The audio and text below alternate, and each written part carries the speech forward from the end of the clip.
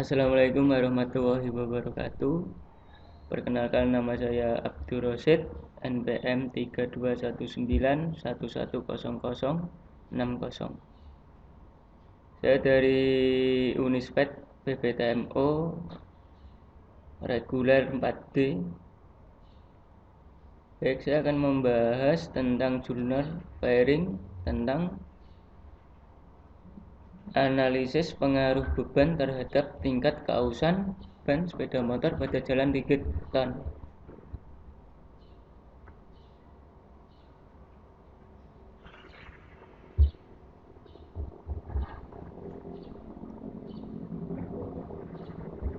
Langsung saja ya pendahuluan.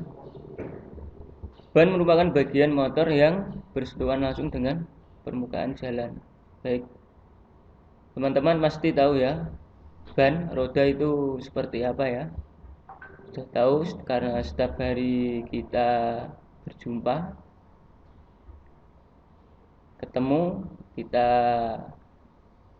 naiki untuk apa ya, sepeda motor untuk kehidupan sehari-hari. Jadi ban merupakan sebagian dari alat ya untuk kegiatan sehari-hari.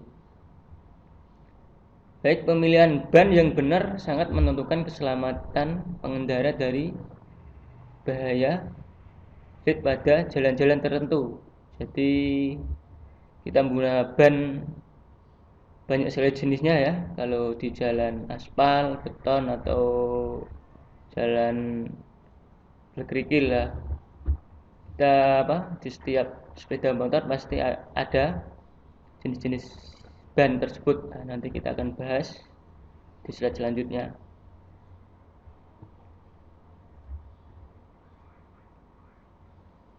Informasi lengkapnya mengenai ban dapat dilihat di handbook yang dikeluarkan oleh pihak ban. Nah, jadi setiap kali kita membeli ban pasti ada kode dan ukuran seperti itu.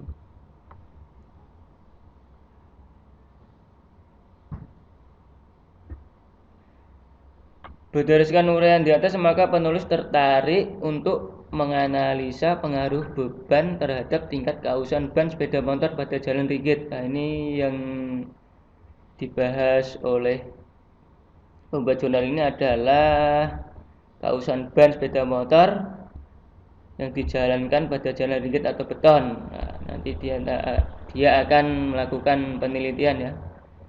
Dalam penelitian yang dilakukan di atas beton cetak ya maksudnya, di standar jalan dengan batasan sebagai berikut. Ketika kecepatan berada di 3000 rpm dalam waktu 2 jam di setiap muatan. Nah, muatan itu totalnya beban sekitar 130.000 gram, 140 gram, 150 gram. Penelitian dilakukan pada ban standar D8090-17 MC 44P, ban 180/90/17 MC 38P dan ban F80/90/17 M per C 48P. Nah, kode ban ini nanti akan saya bahas di slide selanjutnya ya. Kita langsung saja. Penelitian hanya menggunakan motor Honda Supra 125R. Nah, ini nanti menggunakan satu motor dan digonta-ganti dengan jenis ban. Dan ban yang digunakan tipe ban biasa, menggunakan ban dalam ya. Seperti itu.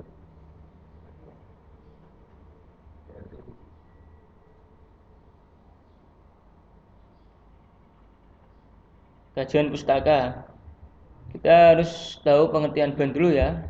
Nah, tadi sudah saya singgung sedikit di atas. Ban adalah bagian motor yang bersentuhan langsung dengan permukaan jalan. Fungsi ban antara lain: 1. Menyerap kejutan yang diterima dari permukaan jalan yang tidak rata, belum jalan ya, jalan berlubang seperti itu. 2. Menambah kenyamanan berkendara. Seperti yang disebut nyaman itu, kalau ban kita baru ya, mesti tumpahannya enak, ban kita sudah tipis, sudah aus, biasanya kita di stang kemudi sedikit oleng seperti itu. Yang ketiga, menopang seluruh ban kendaraan. Nah, dia sebagai penopang berarti dia tumpuannya di ban ya, seperti itu. Selanjutnya, mengontrol gerak awal, percepatan, perlambatan, pengereman, dan belokan. Yang kelima, ban yang dipilih harus dapat membawa muatan akwal pada aksel dalam kecepatan tertentu. Nah, nanti ada jenisnya ban seperti itu. Yang terakhir, kapasitas beban maksimum pada ban harus lebih kecil dari beban maksimum yang ditetapkan di setiap ban. Nanti di setiap ban ada kode batas maksimum itu ya, beban ya, seperti itu. Kita langsung ke jenis-jenis ban. Menurut konstruksinya, ban dikelompokkan sebagai berikut. Klasifikasi menurut cara penyusunan plycode yang membentuk karkas, ban bias play atau cross play tir. Nah, ini ban model kalau biasanya ban tahu ya, untuk motor cross, dan ban radial play. Klasifikasi menurut caranya penyimpan udara. Menurut caranya penyimpan udara, ini ada beban, nanti ini pakainya ban dalam ya. Ban dengan ban dalam tub tipe dan ban tanpa ban dalam tubeless ya. Nah, ini tub tipe, ini ban dalam, kalau tubeless tidak menggunakan ban dalam. Langsung saja ya. Ban bias cross play tir. Karkas untuk ban bias play tir disusun dari lapisan-lapisan benang yang membentuk sudut 30-40 terhadap garis tengah.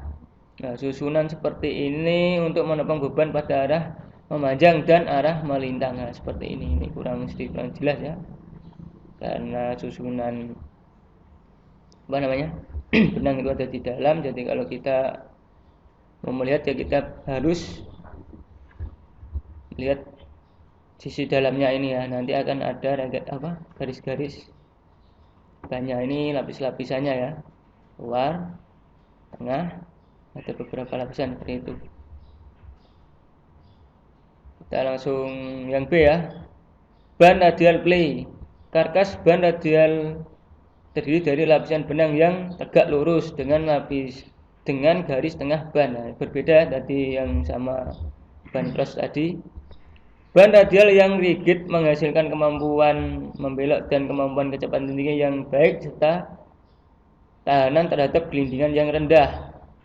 Ban radial juga memiliki daya tahan aus yang tinggi, tetapi bila digunakan pada jalan yang tidak rata dengan kecepatan rendah, keseimbangan pengendara menjadi kurang.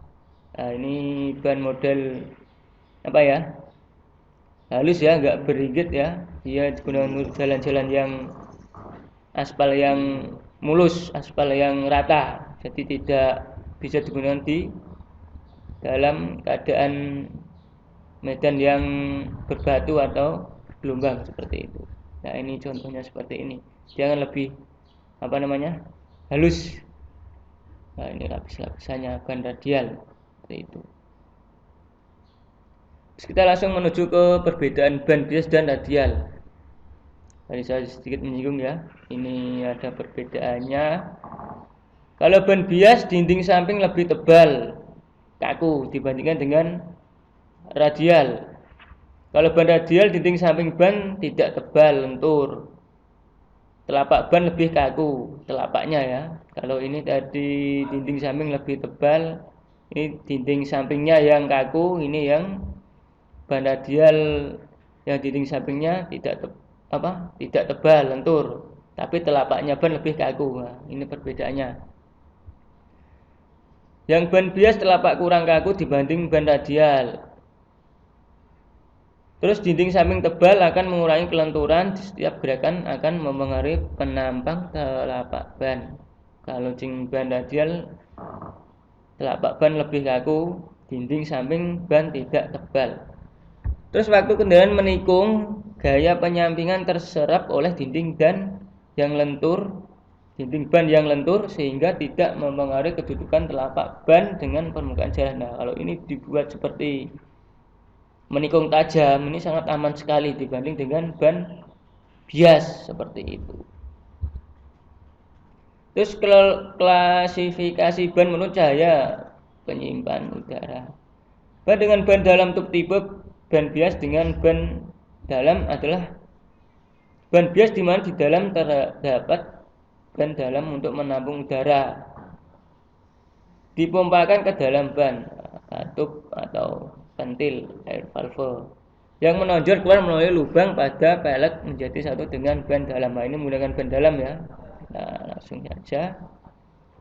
Terus ini ban tanpa ban dalam, tubeless. Ban tanpa ban dalam tidak menggunakan ban dalam, jelas ya. Yang tidak menggunakan ban dalam. Tekanan udara hanya ditahan oleh lapisan karet yang kedap udara yang terdapat dalam ban. Karena ban tubeless tidak menggunakan ban dalam, maka katup ventil air valve langsung dipasang di pelek, langsung nancap di pelek. Perlu diingat kalau kita menggunakan ban tubeless ya, pelek kita halus khusus, biasanya seperti itu. Dia digunakan untuk pelek racing, tidak mudah dipasang di yang jeruji seperti itu. Nah, seperti ini. Terus selanjutnya sistem kode spesifikasi ban. Nah, tadi saya sudah bilang ya, ini ada beberapa kode dari jenis-jenis ban. Pada seatbelt ban biasanya terdapat kode yang menunjukkan lebar ban, diameter dalam, diameter pelek, dan play rating.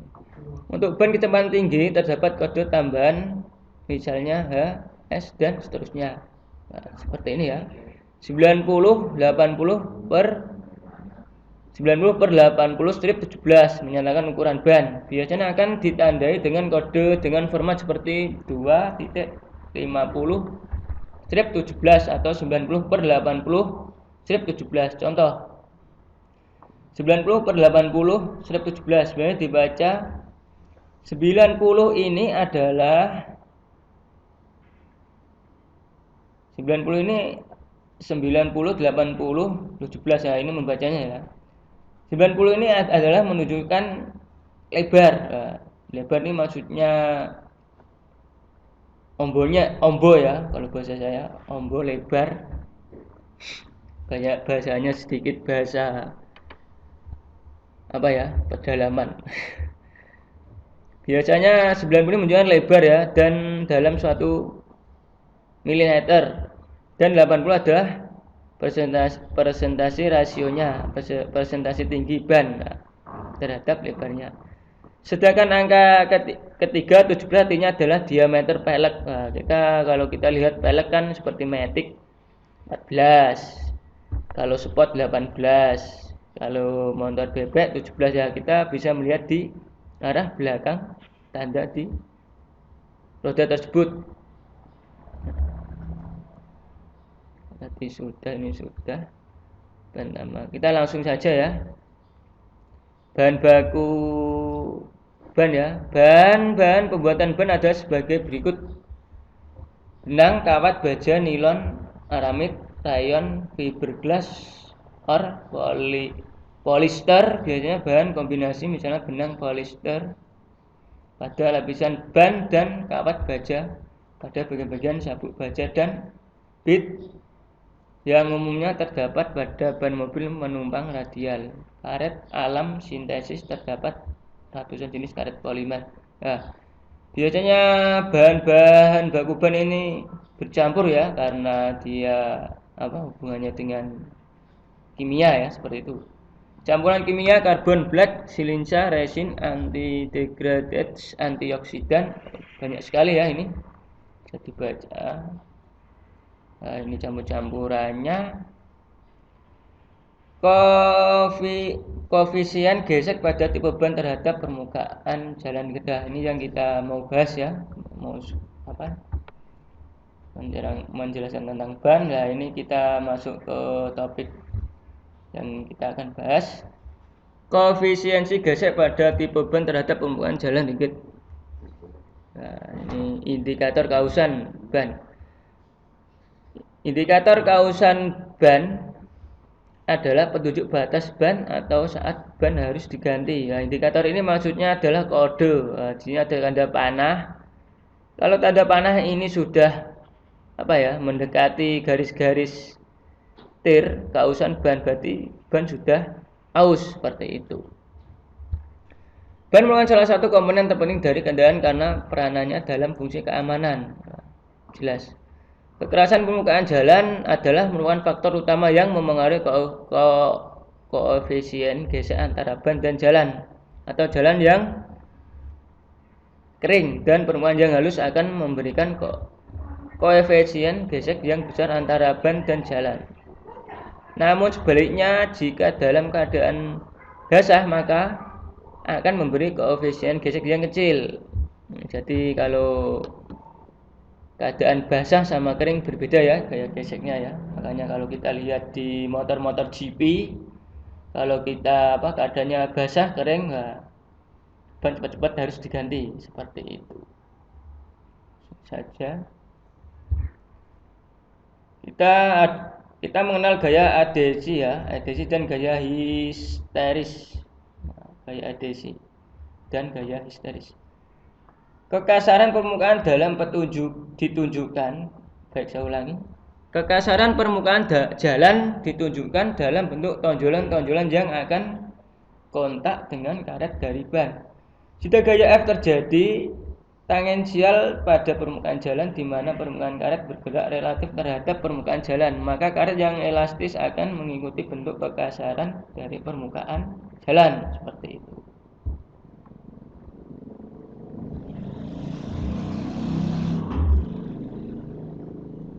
Akibat gerakan tersebut akan terjadi gaya gesekan sebesar F yang arahnya berlawanan dengan arah gerakan yang terdiri dari komponen gaya adhesi dan gaya histerisis. Nah, ini rumusnya ya. Di mana F gaya gesekan, V gaya adhesi, Vis gaya histerisis. Nah, ini rumus. Gaya histeris jadi karena ada distribusi tekanan yang tidak simetris pada karet. Jadi jalannya gak rata ya, seperti itu. Terus jika setiap komponen persamaan dibagi dengan W, maka dapat persamaan koefisien gesek sebagai berikut. Nah, ini rumus ya untuk mengetahui koefisien gesek total, koefisien adhesi, koefisien histeris. Cara mudah agar ban motor dapat lengket pada jalan ringgit. Nah, ini salah satu cara ya. Dengan membiasakan membersihkan ban bila telah kotor roda ya, ban ya.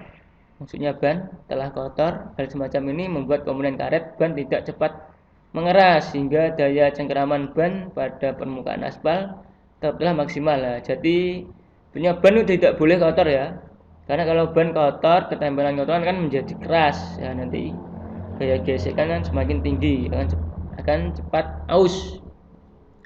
Dengan jauhi permukaan karet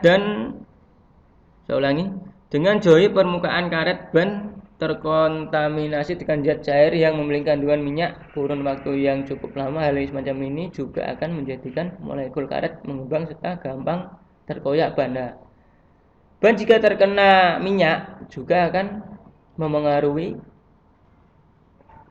cepat aus, seperti itu, karena molekul karet mengembang serta gampang terkoyak. Grupil biasanya seperti itu ya, kalau bahasa saya rontok, seperti itu, keras.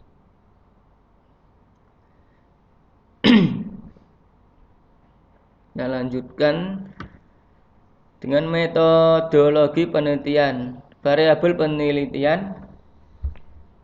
penelitian bertujuan untuk menentukan bahan-bahan yang digunakan yang akan diuji sehingga peneliti dapat dilaksanakan secara efektif. Ban D, ban I, ban F. Ini adalah jenis merek ya, jenis ya, atau merek itu 2, 3. Prosedur penelitian itu sendiri, saya ulangi, prosedur penelitian. Adapun tahap dalam Kita akan melakukan penelitian ya, diusahakan secara sistematis dan langkah-langkah berikut.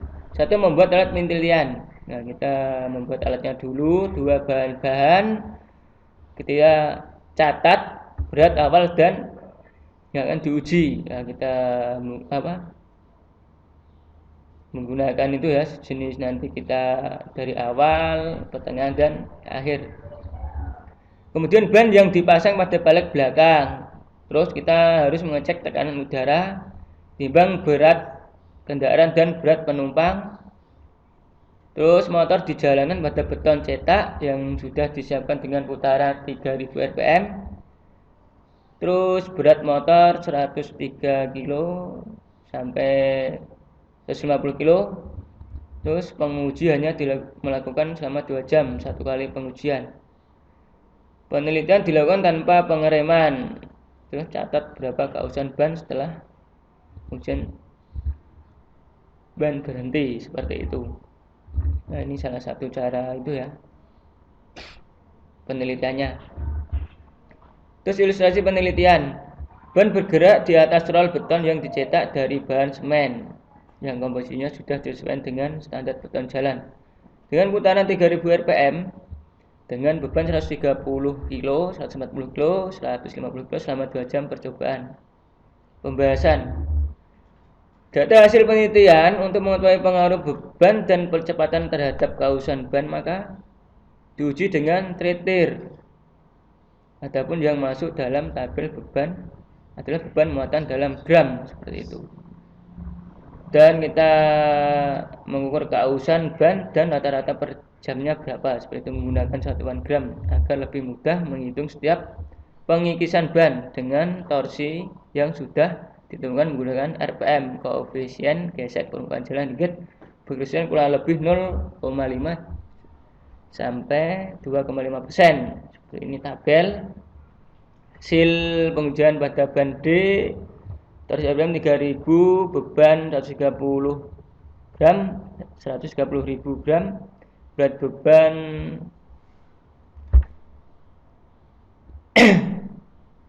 2154 gram. Terus berat beban setelah pengujian 1, 2, 3 rata-rata. Terus kita rata-rata ya pengurangan berat, seperti itu. Nah, dari hasil ini berat 6,1 gram, seperti itu. Nah, langsung ini hasilnya ya. Nah,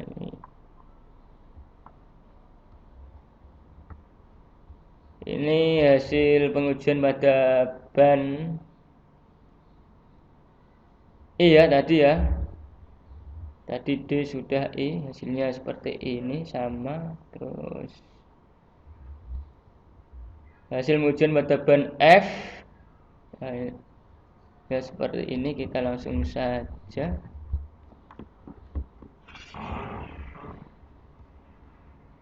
Nah, ada beberapa perbedaan ya tentang ban D. Rata-rata pengurangan beban 6,1 gram. Kalau ban I tadi rata-rata pengurangan berat per gramnya 2,1. Jadi berbeda-beda ya. Yang ban F tadi 3,3.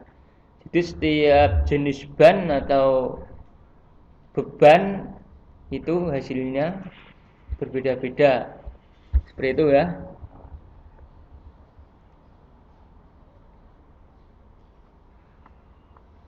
Ini tadi apa namanya, hasilnya sudah selesai. Jualan fairing ini diberikan oleh LPPM Politeknik Saint Paulus Sorong.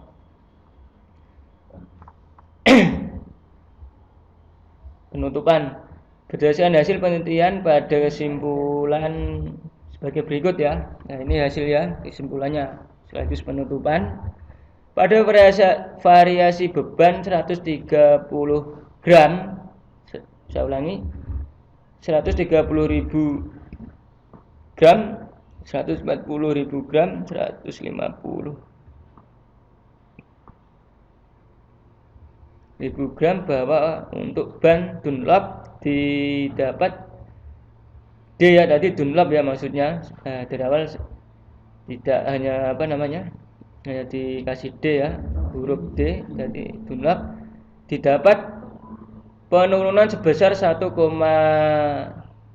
saya ulangi. Untuk ban Dunlop didapat penurunan sebesar 6,1 gram, 8,2 gram dan 10,1 gram. Untuk ban IRC 2,1 gram, 4,2 gram dan 6,1 gram. Untuk ban FDR 3,3 gram, 5,4 gram dan 7,1 gram.